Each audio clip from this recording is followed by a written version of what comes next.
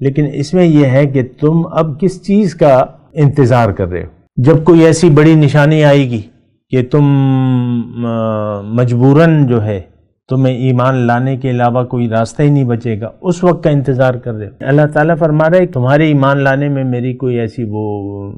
میری کوئی حکمت بھی نہیں ہے، نہ ایسی کوئی پالیسی ہے کہ تمہیں میں زبردستی ایمان قبولوا لوں۔ یہ تو اللہ تعالیٰ کی پالیسی ہے، لا اکراہ فی الدین۔ یہ ایک بات نوٹ کر لیں، اللہ تعالیٰ نے فرمایا ہے، اس کی پالیسی ہے کہ دین میں کوئی زور نہیں ہے۔ اللہ تعالیٰ نے انسان کو آزاد پیدا فرمایا ہے، یعنی اختیار دے کے دنیا میں بھجوایا ہے۔ وَقُلِ الْحَقُّ مِن رَبِّكُمْ فَمَنْ شَاءَ فَلْيُؤْمِنْ وَمَنْ شَاءَ فَلْيَكْفُرْ۔ آپ ان سے کہہ دیجئے کہ حق تو تمہارے رب کی طرف سے آ گیا، اب جس کا جی چاہے اس پر یقین کر لے، جس کا جی چاہے اس سے انکار کر دے، لیکن جو اقرار کر لے گا، مان لے گا، اللہ تعالیٰ اس سے راضی ہوں گے اور اس کو انعام بھی دیں گے، اور جس نے انکار کر دیا اللہ تعالیٰ اس سے ناراض ہوں گے اور اس کی سزا جو ہے جہنم ہے۔ یہ بالکل کھلی بات ہے سامعین کرام۔ باقی ایسی کوئی پالیسی اللہ تعالیٰ کی نہیں ہے کہ فرشتے تمہارے سامنے آ جائیں۔ یعنی بعض اوقات انسان جو ہے سامعین کرام، میں جہاں تک محسوس کرتا ہوں، ہم میں سے ہر شخص جو ہے ایمان لانے کے لیے